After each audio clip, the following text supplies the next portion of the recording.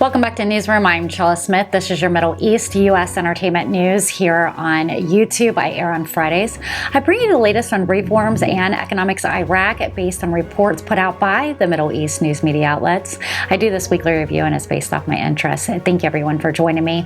Last week we spoke about linking the markets and the dinar to the dollar, economic reform laws, salaries in the next 30 days, and major construction in Iraq. Let's take a look at this week's headlines. Economics Outfront News reports Saleh Nuri argues that restricting private banks' work could stabilize the exchange rate in parallel markets, reducing speculation and smuggling of the dollar. He also suggests that traders should follow the latest instructions from the Central Bank of Iraq. Prime Minister Mohammed Shia al-Sudani has stated that the civil banks can take the dollar from the central markets and sell it in the parallel markets, highlighting the battle between the country's desire to stabilize transactions and the category that used to be on the dollar. Readins News reports the government does not have a magic wand to limit market transactions, and the path of development will build a new Iraq. Political advisor to Prime Minister Mohammed Shia al-Sudani has emphasized that the government is working to address black market transactions and other issues, including international relations, internal stability, combating corruption, and establishing security. He also highlighted the importance of protecting civilians and the adoption of policy of economic networking to advance the country. The advisor also highlighted the trade exchange between Iraq and Iran, which is about 20 million a day, causing pressure on the currency. The government is also calling for citizens to use electronic cards in financial transactions and focus on building a new Iraq along with western side of the country. The development path will turn areas on both sides into cities, factories, warehouses, and investment projects, diversifying income sources. Prime Minister also stressed the government's commitment to tackle corruption, prioritize services like electricity, health, and protecting civilians. He acknowledges the challenges of limiting black market transactions, but ensures steady progress in addressing it. Interesting enough, Iraqi Finance Minister Taif Sami confirms that the government will continue its economic reform process, adopting a roadmap for sustainable development and gradual approach to financing development.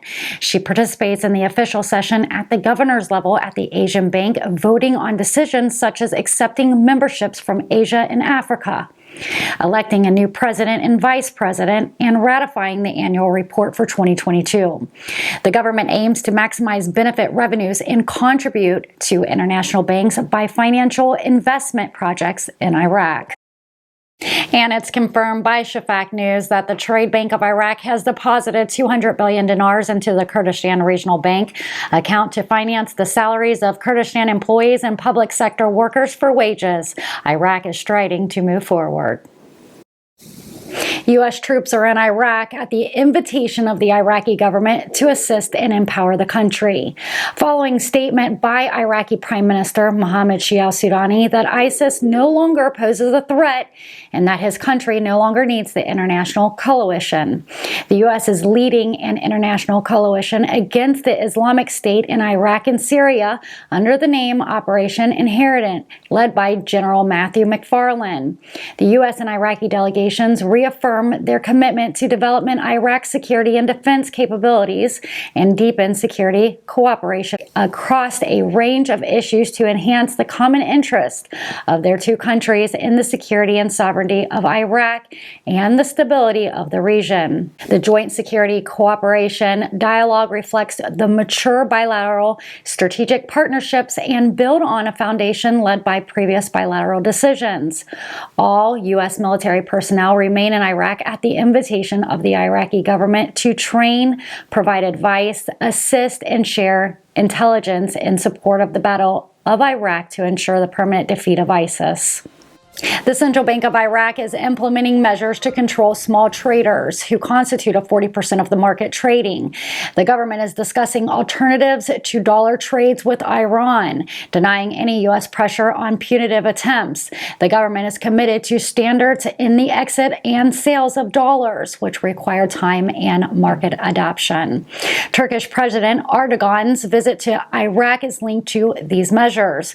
The Central Bank of Iraq plans to regulate the dollar exchange rate and control small trades.